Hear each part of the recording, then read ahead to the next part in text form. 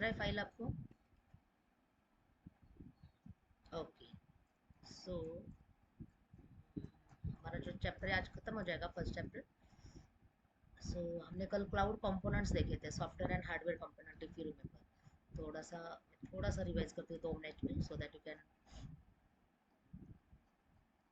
See the next part. See this cloud का हमने एक ब्लॉक डायग्राम में देखा था कि जनरली क्लाउड क्या होता है। ठीक है, ये होते हैं हमारे क्लाइंट मशीन्स। ठीक है, हमारे मोबाइल से भी हम एक्सेस करते हैं, हमको स्टोर करते हैं, जैसे हमारा ही कुछ डेटा है वो हम एक्सेस करते हैं। ये सबसे पहले जाता है हमारा लोकल क्लाउडलेट पे, देन लोकल क्लाउडलेट से फिर ये जाता है हमारा ग्लोबल क्लाउडलेट पे। ओके, तो ये टेलीफोन लाइन जैसे वर्क होता है, इन दैट वे इट वर्क्स। ठीक है, फिर ये ग्लोबल, मतलब बहुत शॉर्ट में बता रही हूँ एक्चुअली, थोड़ा सा डिस्क्रिप्शन अगर आप पढ़ोगे इसका आर्किटेक्चर का नेक्स्ट चैप्टर में है, architecture of cloud computing, exactly उसका कैसा वर्किंग है। But to understand the basic concepts की कंपोनेंट्स कौन से इन्वॉल्व है, इसलिए थोड़ा सा आर्किटेक्चर देखना, बेसिक लेवल का आर्किटेक्चर देखना जरूरी होता है। एंड देन ये होता है हमारा क्लाउड, जहाँ पे हमारा डेटा सेंटर्स वगैरह होता है। ठीक है, so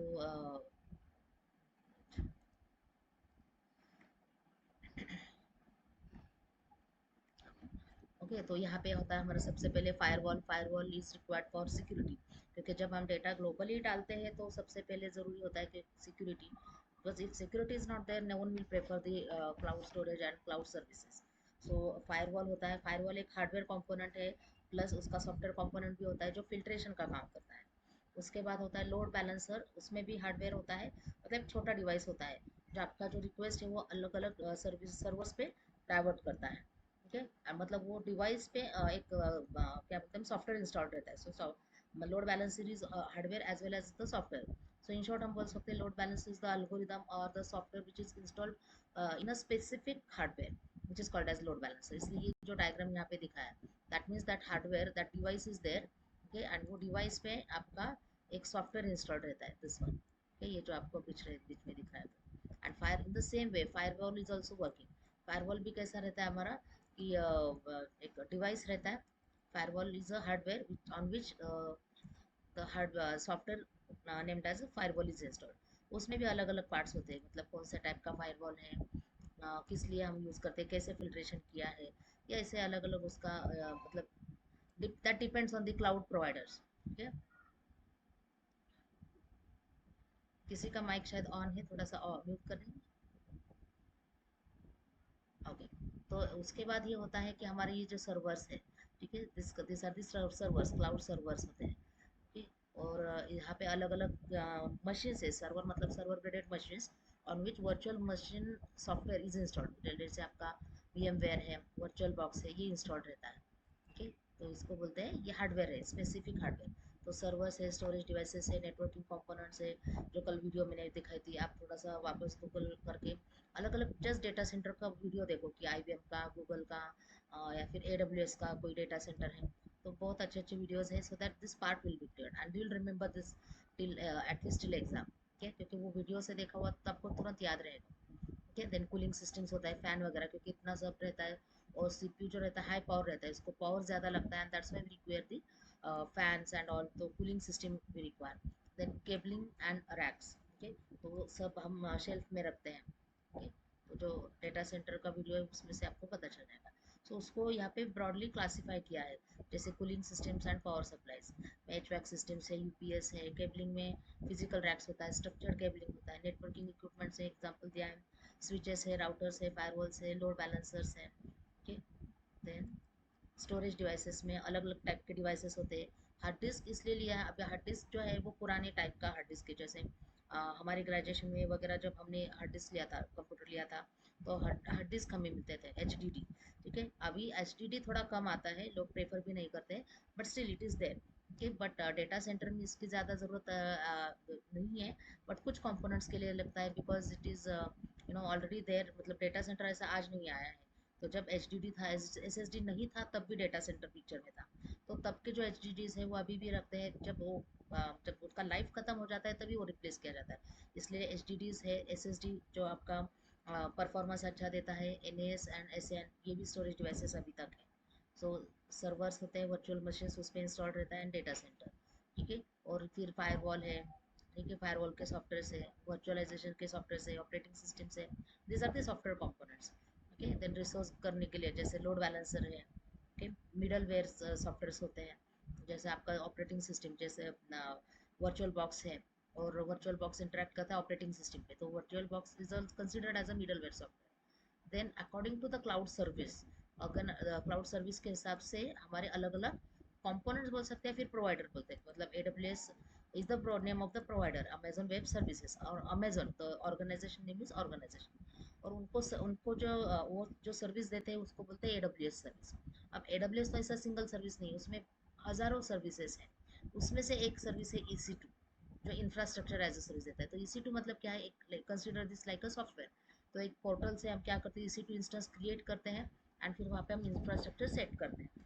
the same way azure का भी हम ऐसे ही इंफ्रास्ट्रक्चर सेट करते हैं। गूगल का भी एक गूगल का हेल्प लेके भी हमारा एक इंफ्रास्ट्रक्चर सेट करते हैं, ठीक है। सो इसको बोलते हैं सर्विस मॉडल्स, ठीक है। मतलब Google is the name of the organisation, compute engine is the one type of service, ऐसे बहुत सारे सर्विस देते हैं वो, ठीक है। जस्ट मिनट, कोई तो ज्वाइन हो रहा है।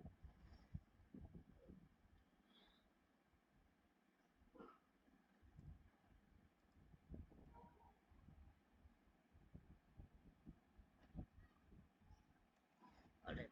सो सिक्योरिटी सॉफ्टवेयर, और सबसे पहले तो सब ये लिखा सबसे लास्ट में, बट सबसे पहले सिक्योरिटी सॉफ्टवेयर की जरूरत नहीं है, जरूरत होती है।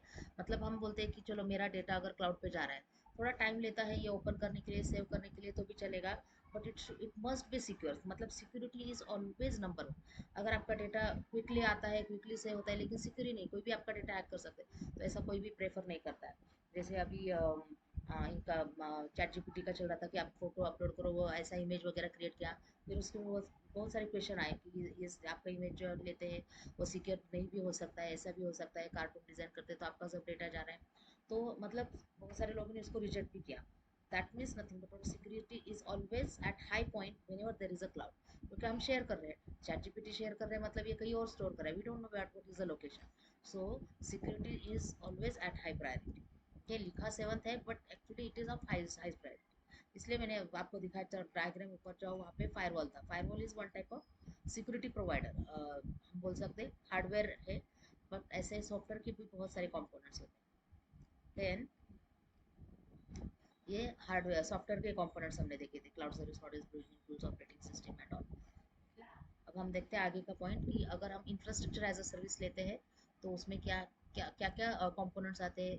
तो कंप्यूट करके जो सर्विस है उसमें वर्चुअल मशीन्स आता है, CPU आता है, देन GPU के रिसोर्सेस आते हैं, then storage devices, object storage, block storage and file storage. Okay, जैसे ऑब्जेक्ट स्टोरेज मतलब हम ना बोल सकते कि जहाँ पे आपका जो कंपोनेंट्स है या फिर जो फाइल्स हम स्टोर करें, for example I am storing let's say video files, I am storing let's say zip files, okay. तो ऑब्जेक्ट का मतलब होता है कि यहाँ पे इमेज, ऑडियो, वीडियो, ऐसे कोई भी अलग टाइप का अगर आपका डेटा है, सो वो स्टोर करने के लिए हमें लगता है object storage, okay. Most of the times it is used for image storage, image या फिर ऑडियो के लिए ये जनरली यूज करते हैं। देन ब्लॉक स्टोरेज होता है, ये स्टोरेज के मैकेनिज्म से, ब्लॉक स्टोरेज जो था सबसे पहले, मतलब प्रीवियस जो आर्किटेक्चर था स्टोरेज का, जैसे HDD वगैरह है तो वहाँ पे ब्लॉक स्टोरेज होता है। अब SSD वगैरह वहाँ पे ऑब्जेक्ट स्टोरेज होता है, एंड ऑब्जेक्ट वाइज स्टोर होता है, इसलिए वो फास्ट एक्सेस होता है, फास्ट स्टोर होता है, और उसमें सिक्योरिटी भी ज़्यादा है। फाइल स्टोरेज HDD के भी पहले, दैट मीन्स ब्लॉक स्टोरेज के भी पहले का है, ओके। सो ये होता है हमारा स्टोरेज डिवाइसेस।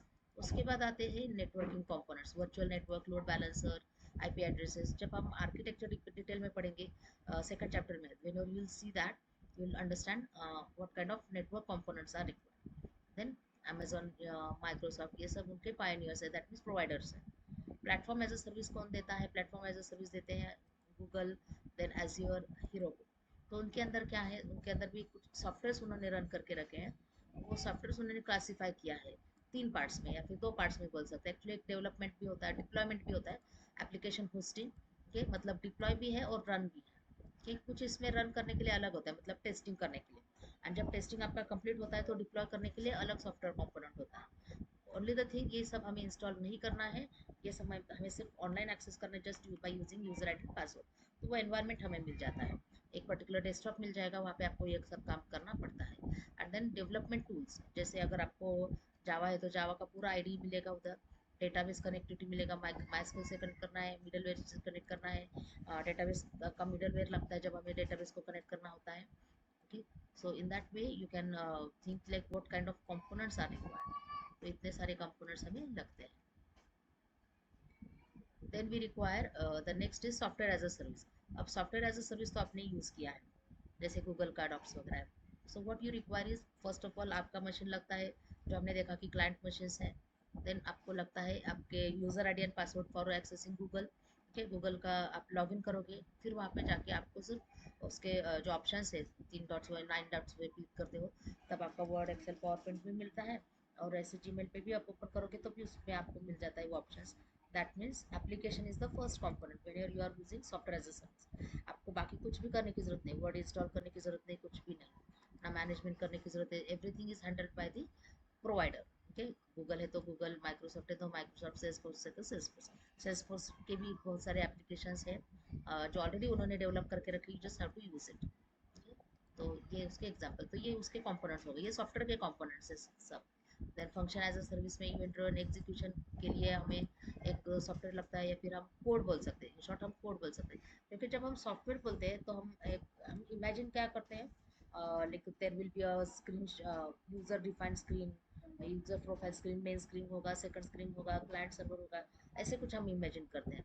बट समटाइम्स ऐसे स्क्रीन नहीं होगा, ऐसे नहीं, डायरेक्टली कोई कोड भी रन कर सकते हैं, इसको बोलते हैं इवेंट ड्रिवन एग्जीक्यूशन। जैसे कंपाइलर है, उसके लिए कोई स्क्रीन नहीं है, but it will execute your program. Okay, तो वो भी एक कंपोनेंट हो गया। स्केलेबिलिटी, दैट मीन्स जैसा हमारा एप्लीकेशन का डिमांड पड़ता है, इट इज स्केलेबल। ओके, तो इसको बोलते हैं स्केलेबिलिटी आर्किटेक्चर। तो AWS लैम्बडा, मैंने लास्ट टाइम आपको एग्जांपल दिया था, दैट AWS लैम्बडा में अगर कोई कोड लिखते हो, आपको कोई भी इंटरफेस लिखने की जरूरत नहीं है। उसको यूजर डिफाइंड, मतलब एक बोलते हैं ना कि जैसे कहाँ से इनपुट लेना है, कहाँ से देना है, कुछ भी लिखने की जरूरत नहीं, जस्ट फंक्शन लिखना है, कुछ पूरा कोड लिखने की जरूरत नहीं है। And it will execute that code n number of times. Okay, जब हमें एन नंबर ऑफ टाइम्स चाहिए, ज़्यादा रिसोर्स चाहिए, तभी तो हम ये यूज़ करते हैं Azure functions and Google cloud functions, ये उसी के जैसा है। सर्वरलेस कंप्यूटिंग जो मैंने बताया था। देन स्टोरेज, स्टोरेज मतलब हमें डेटा स्टोर करना है। अमेजन S3 है, अमेजन EBS है, अमेजन S3 और EBS और RDS, जो मैंने मतलब बताया था आपको कि नेटफ्लिक्स यूज करता है ये सब। Then shared file access, Azure files. Then networking devices में आता है virtual networks, load balancers, DNS services. Networking जिनका अभी अच्छा अच्छा होगा उनको समझ में आएगा। डेटाबेस अगर आपने कहीं पर कभी पढ़ा है तो आपको समझ में आएगा, रिलेशनल डेटाबेस होता है। NoSQL इज अ स्पेसिफिक और स्पेशल क्लाउड डेटाबेस, ओके, जिसमें MongoDB आता है, AWS का DynamoDB आता है, Azure का Cosmos DB आता है। But we require a authenticated user details for this. Okay, और MongoDB भी है। अमेजन RDS आपको बताया था मैंने, नेटफ्लिक्स यूज़ करता है, अमेजन के 2-3 सर्विसेज यूज़ करता है for storing the audio, videos and their meta data, मतलब कौन सा ऑडियो है, कितना उसका, जो बोलते हैं ना एनालिटिक्स के लिए वो यूज़ करते हैं। ओके, तो उसके लिए अलग डेटाबेस वो यूज़ करता है। Data warehousing, large scale data storage के लिए और एनालिटिक्स के लिए यूज़ करते हैं। Then management and monitoring tools, क्योंकि हमें ये सब मॉनिटर करने के लिए भी कुछ सॉफ्टवेयर टूल्स लगते हैं, तो उसको बोलते हैं resource management and monitoring tools. Security के लिए ये IAM काफ़ी पॉपुलर है, अगर आप किसी ने AWS का कोर्स किया होगा या फिर करने वाले होंगे तो आपको वहाँ पे एक सिखाया जाएगा, AWS IAM। This is the tool for, और this is the type of service for security purposes. Then encryption services, then compliance tools. Okay, then content delivery, okay, जैसे यूट्यूब वगैरह के वीडियोस हम क्रिएट कर सकते हैं, कोई भी टाइप का कंटेंट डिलीवरी अगर हमें करना है, सो उसके लिए भी कुछ सॉफ्टवेयर कंपोनेंट्स होते हैं। ओके, सो वो होते हैं आपके कंटेंट डिलीवरी नेटवर्क, उसको क्लासीफाई किया जाता है कंटेंट डिलीवरी नेटवर्क। सो ये हो गया हमारा कंपोनेंट जो हमने कल देखा था थोड़ा सा, तो उसका थोड़ा रिविजन। तो अब ये इसेंशियल फीचर्स हमने ऑलरेडी देखा है, बट उसमें से कुछ पॉइंट्स आपके सिलेबस में 2 बार लिखा है, तो थोड़ा सा हम यहाँ पे रिवाइज करते हैं जस्ट, कि कुछ अगर कोई छूटा होगा तो। So we discuss this on demand self service, that whenever we want we are giving the demand and we are taking it. Example is mobile and your photos, very good example, ठीक है। But इतना ही example नहीं है, जैसे अगर हम Amazon web service के बात करेंगे तो वहाँ पे कैसा है, for example just a minute,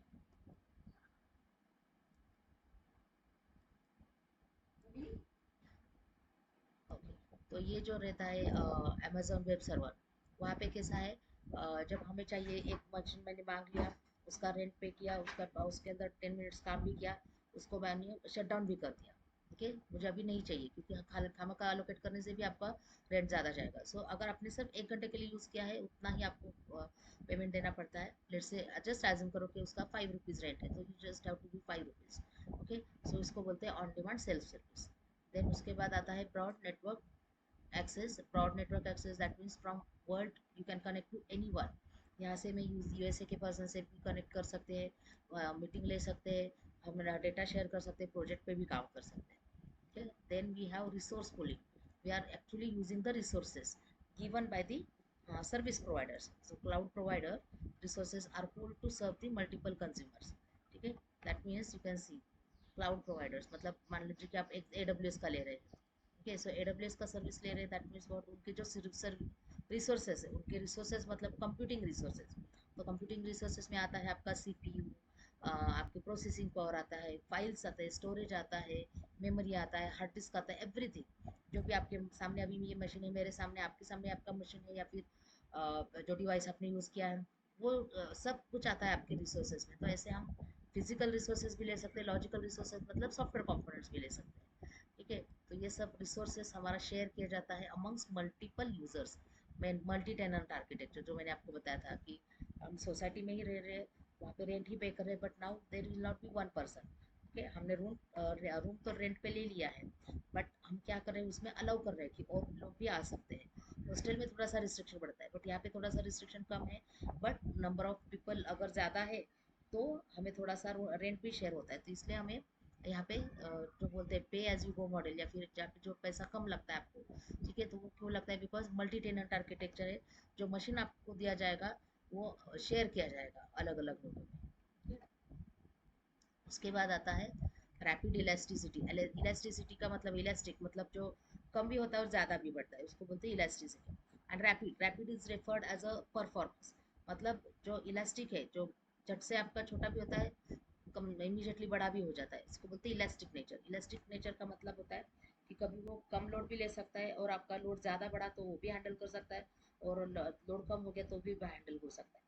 तो क्लाउड में ऐसा होता है, जैसे अभी मान लीजिए कि अभी 20 लोगों ने ज्वाइन किया, और इसे ज्वाइन करते करते करते 200 लोगों ने ज्वाइन किया, फिर 500 लोगों ने ज्वाइन किया, उसके बाद सडनली 5 मिनट के बाद वो डायरेक्टली हैंडल हो गया, 500 के बाद अपना डायरेक्टली 100 हो रहा है, दैट मीन्स यूजर्स कम ज़्यादा हो रहा है। तो इसको हम बोलते हैं रैपिड इलास्टिसिटी, मतलब उसको एक्सेस करने के लिए जितने भी लोग हैं वो कम ज़्यादा हो रहे हैं।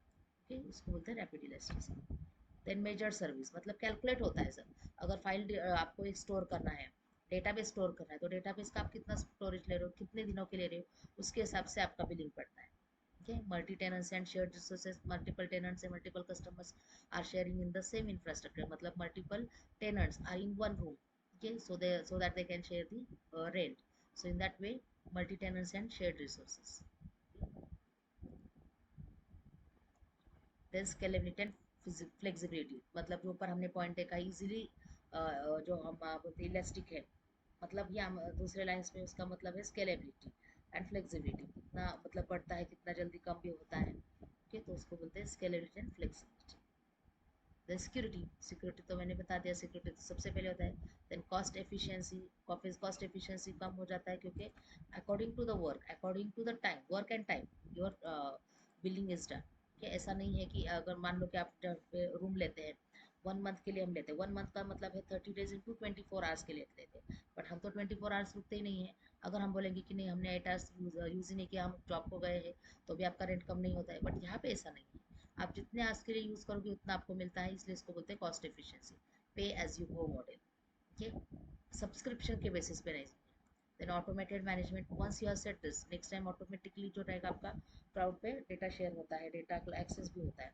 आपने मोबाइल से किया होगा ट्रायल एंड एरर, तो आपको मालूम नहीं होगा। Okay, then global reach, we can connect to the entire world, resilience and redundancy. Okay, so ये है हमारा रिजिलेंस का मतलब है कि जो हमारा इंफ्रास्ट्रक्चर हम यूज़ करते हैं, या फिर हम जो भी सर्विस यूज़ करते हैं इन शॉर्ट, ठीक है, तो वहाँ पे आपको वो डेटा मिलेगा ही मिलेगा, 110% मिलेगा। क्यों मिलेगा? Because it uses the concept of replicas. मैंने आपको बताया था कि अगर आपका डेटा इनिशियली स्टोर हो रहा है बॉम्बे के सर्वर लोकेशन, पहले तो एक ही सर्वर में स्टोर होता है, बट बाद में जब उनका मेंटेनेंस होता है कि पूरे दिन का या फिर पूरे महीने का जब मेंटेनेंस होता है, that Mumbai server data will be replicated, उसको हम बोलते हैं रिप्लिकेटेड, मतलब उसका एक डुप्लीकेट वर्जन क्रिएट होता है सेम जैसा मुंबई के सर्वर में है। तो 7 अलग अलग लोकेशन पे, जियोग्राफिकली अलग अलग लोकेशन पे, तो एक अभी इंडिया में तुरंत नहीं होगा, दूसरा होगा यूएसए में, तीसरा होगा यूरोप रीजन में। तो ऐसे 4-5 मिनिमम रीजन्स में वो सब स्टोर होता है, बिकॉज इफ जैसे ही कम कस्टमर मांगता है, तो अगर कस्टमर को डेटा नहीं मिल रहा है तो उसके दो तीन रीजन होते हैं, या तो वो सर्वर डाउन है, या तो वहाँ पे नेचुरल डिजास्टर आ चुका है, या फिर उसमें बहुत सारा रिक्वेस्ट है। So in that case what it will do, जो भी सर्वर आपका फ्री है वहाँ से डेटा फ्री फेच किया जाएगा। यस।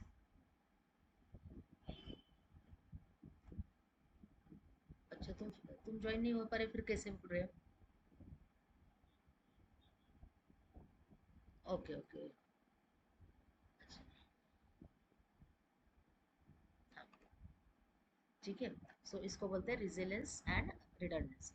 रिजिलेंस भी बोल सकते हैं, रिजिलेंस भी बोल सकते हैं। सो ये एक्चुअली आपके फीचर्स जो हमने ऑलरेडी डिस्कस किए थे, तो यहाँ पे ये रिपीट हो गया था, थोड़ा एक्स्ट्रा फीचर्स उसका आया था। देन क्लाउड प्रोवाइडर्स, जो हमने एक टॉपिक डिस्कस किया था, according to the service cloud providers है अलग अलग, हमने 8 क्लाउड सर्विस प्रोवाइडर्स देखे थे।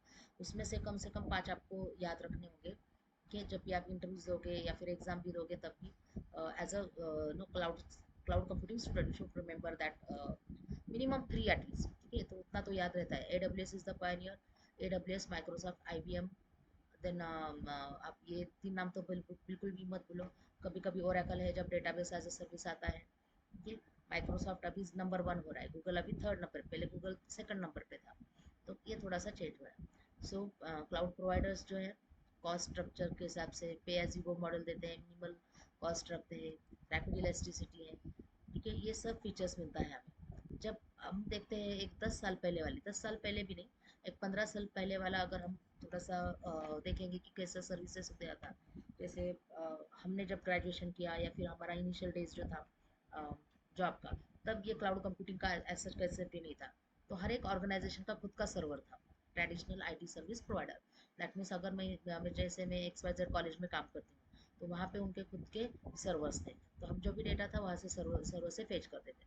गूगल का डेटा अलग था, गूगल से हम क्या करते थे, स्टोर करते थे, मेल वगैरह ये स्टोर करते थे, या फिर जो ब्राउजिंग हिस्ट्री है, ब्राउज करते हैं, नोट्स वगैरह स्टोर करते हैं, वो सब स्टोर होता था। ओके। तो अभी ऐसा नहीं है कि ट्रेडिशनल वर्जन आपको लेने की जरूरत नहीं, can store everything on the cloud providers. Cloud के आपको क्या मिलते हैं, सर्वर्स मिलते हैं डायरेक्टली। तो अगर हम कॉस्ट देखेंगे तो यहाँ पे कॉस्ट आपका ज़्यादा जाता है, because you have to purchase the server. Okay, purchase क्या है, मान लो कि आपने परचेस किया है एक सर्वर 100 GB का, 100 GB उसका साइज है, but you are using only 5 GB of that, every month you are using 5 GB, थोड़ा थोड़ा बढ़ रहा है। तो अगर 5 GB यूज़ कर रहे हैं तो बाकी का 95 GB तो आपका वेस्ट जा रहा है फ्रॉम फर्स्ट मंथ। तो इंस्टेड ऑफ दैट अगर हम क्लाउड प्रोवाइडर लेंगे तो हमें सिर्फ 5 GB का ही मनी इन्वेस्ट करना पड़ेगा, वो भी रेंट, वो भी परचेस नहीं करना पड़ेगा, परचेस करने की जरूरत ही नहीं है, आपको जितना चाहिए उतना आप यूज़ कर सकते हैं। Pay as you go model, minimal upfront cost, then rapid elasticity. ठीक, हमारा जो नंबर ऑफ यूजर्स है कम हो या ज़्यादा हो, अच्छे ही परफॉर्म करता है। ठीक है, और यहाँ पे लिमिटेड होता है, यहाँ पे हम बोल सकते हैं लैक्स में है, मिलियंस में है।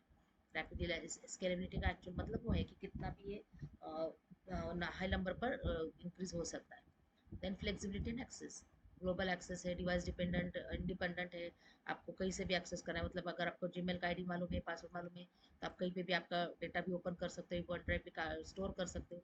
फॉर एग्जांपल मुझे अभी कॉलेज में थोड़ा टाइम मिल रहा है, तो मैं थोड़ा सा रिसर्च का काम कर रही हूँ, तो I can store under the sky drive, Google drive, और वही यहाँ पे मैं अगर एक्सेस करूँगी तो घर पे भी काम कर सकती हूँ, उधर भी काम कर सकती हूँ, इसलिए बोल सकते हैं ग्लोबल रीच है उसको। ओके, ग्लोबल रीच है, ग्लोबल एक्सेस।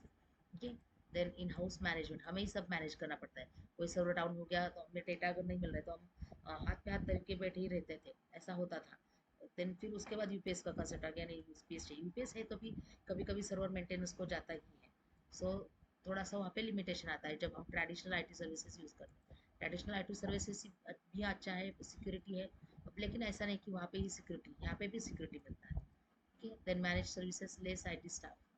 ठीक, जो हमने कल एग्जांपल देखा था, गूगल डेटा सेंटर जो है उसको मैनेज करने के लिए ज़्यादा लोगों की ज़रूरत नहीं है, जस्ट 2-3 लोग हैं तो भी वो पूरा गूगल सेंटर दो तीन ऐसा नहीं, एक 10-12 लोग हैं तो भी वो पूरा डेटा सेंटर मैनेज कर सकते हैं। वेरएज इन हाउस अगर है, मतलब हमारा सर्वर है, तो हमें सर्वर लेके वापस हमें क्या करना पड़ता है, उसका मेंटेनेंस करना पड़ता है। So that goes in high cost, where comparatively this goes in lower cost.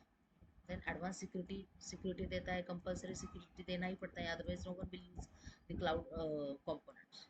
ठीक है, देन रिलायबिलिटी है, एज आई टोल्ड यू कि यहाँ पे आपका जो डेटा है वो रिप्लिका किया जाता है, 7 अलग अलग लोकेशन पे स्टोर करता है। तो 7 लोकेशन ही क्यों, तो 5 रीजन्स है, एक रीजन हमारा वर्क नहीं करता है जहाँ पे बहुत स्नो वगैरह होता है, बट वो छोड़ के टोटल 6 है कि वहाँ पे होता है, और प्लस एक्स्ट्रा मतलब जहाँ जैसे एशियन या फिर यूरोपियन इंडस्ट्री, यूरोपियन रीजन है, तो वहाँ से हमारा ज़्यादा रिक्वेस्ट आएगा। तो ऐसा एज्यूम करके वहाँ पे 2 सर्वर पे स्टोर किया जाता है, इसलिए हाई अवेलेबिलिटी, दैट मीन्स आपको मिलेगा ही मिलेगा। एट अ टाइम सारे सर्वर तो कभी बंद नहीं पड़ते, एक या एक खत्म हो गया, एक का डाउन हो गया तो भी दूसरा चालू रहता है, इसलिए हाई अवेलेबिलिटी, दैट मीन्स ऐसा कभी होगा नहीं कि आपको डेटा मिलेगा ही। यस, बस आपका इंटरनेट कनेक्शन होना चाहिए, इंटरनेट कनेक्शन नहीं तो डेटा नहीं मिलेगा, but if you have the internet connection you will definitely get the data.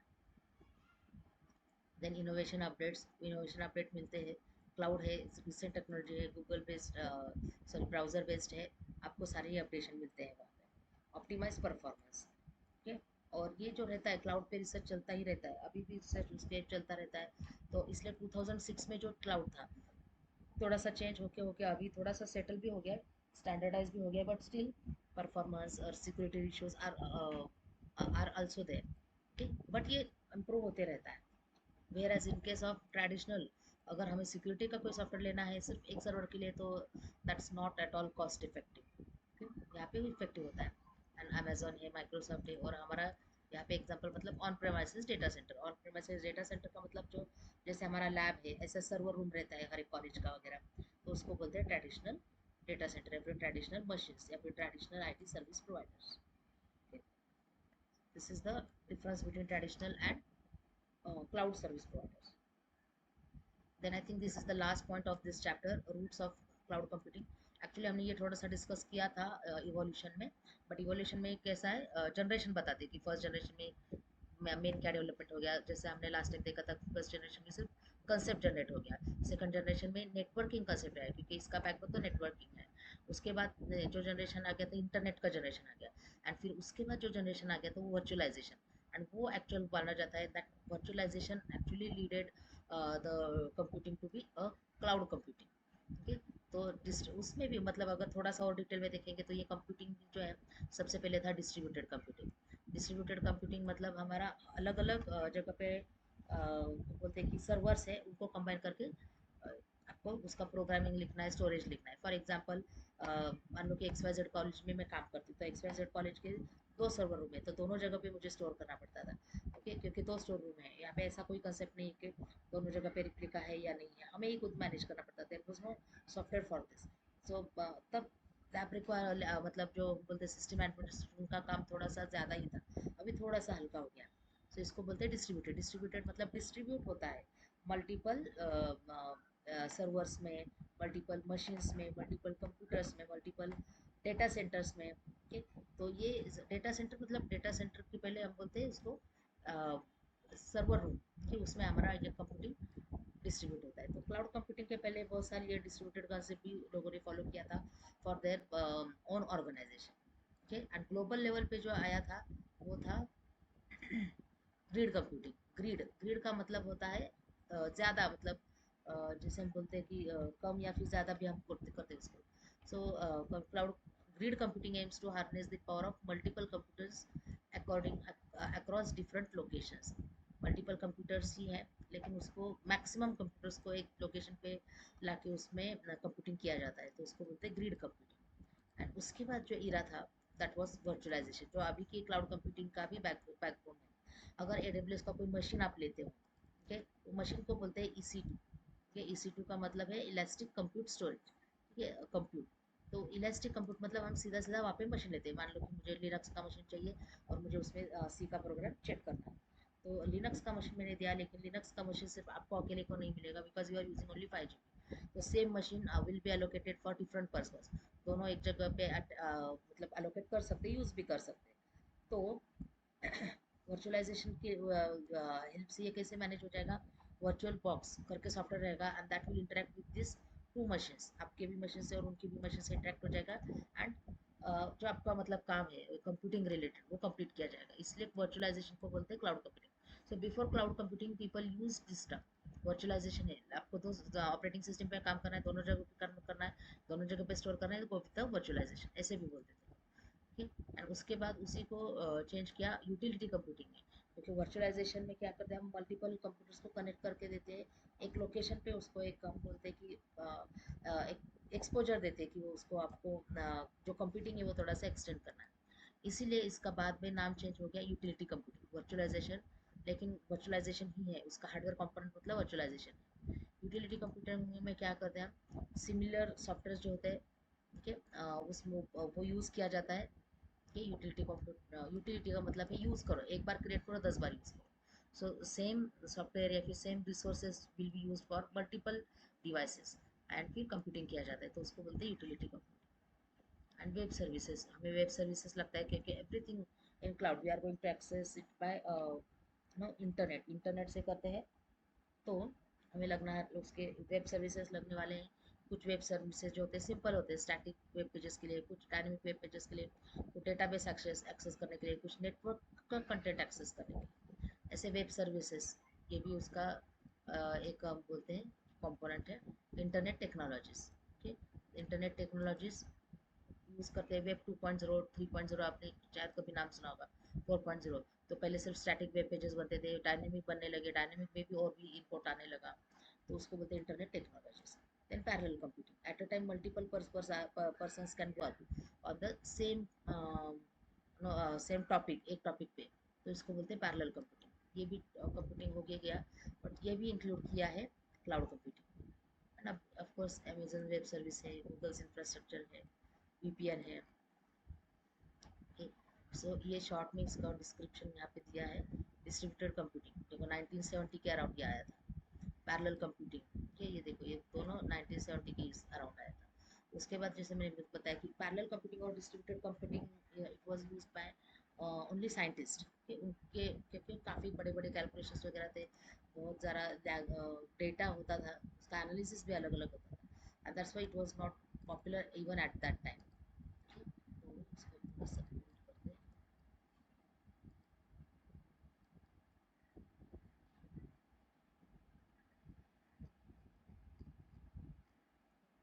उसके बाद आ गया था इंटरनेट टेक्नोलॉजीज, ओके, 1990s में वीपीएन, जो अभी भी पॉपुलर है, 2000 कुछ जगह पे अभी भी वीपीएन पे ही लेते हैं।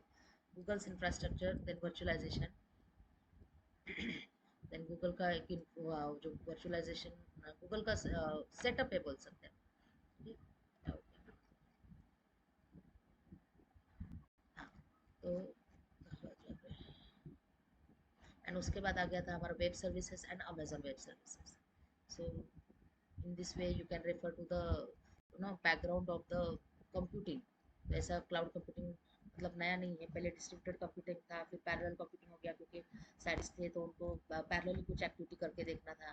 देन यूटिलिटी कंप्यूटिंग था, ग्रिड कंप्यूटिंग है, ठीक है, ये स्टेप बाय स्टेप एक्चुअली आ गया है। तो अभी यू कैन सी 1970 टू 2000, 2000 के बाद जब हमारा मतलब हम बोल सकते कि पूरा आपका सिनेरियो चेंज हो गया, कंप्यूटिंग का सिनेरियो है, जहाँ पे लोग इंटरनेट यूज़ करने लगे, ये सब कंसेप्ट मतलब अभी ये ज़्यादा यूज़ भी नहीं करते, ये बहुत कम जगह पे यूज़ करते हैं। Then virtualisation, web services and AWS, ये आ गया था हमारा 2006 के हिसाब से around. This is what is the summary. तो ये नोट्स तो मैंने ऑलरेडी भेजा है आपको। यहाँ पे क्लाउज समरी में क्या है आपका डेफिनेशन है, शॉर्ट में उसके डिस्क्रिप्शन है, फीचर्स है, ठीक है, यहाँ पे लिखा है। देन शॉर्ट में उसका सर्विसेज है, डिप्लॉयमेंट मॉडल्स है, प्राइमरी सर्विसेज, सेकेंडरी सर्विसेज क्या होता है वगैरह वगैरह, थोड़ा सा यहाँ पे उसका डिस्क्रिप्शन है। And then you can go with the questions. तो यहाँ पे हमारा फर्स्ट चैप्टर कंप्लीट होता है। किसी को कोई डाउट है?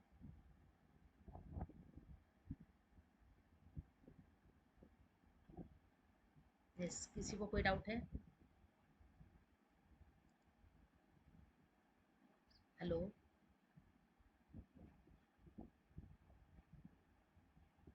Hello? Okay, so we have completed one chapter, first chapter. ठीक है, तो अभी मैं पहले अटेंडेंस लेती हूँ, फिर हम डेट डिसाइड करते हैं।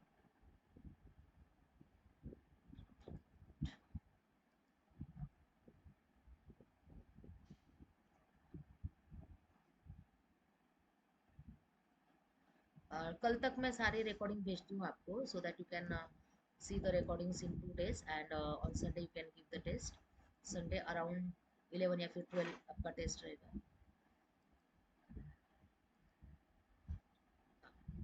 जस्ट मिनट में अटेंडेंस लेती हूँ।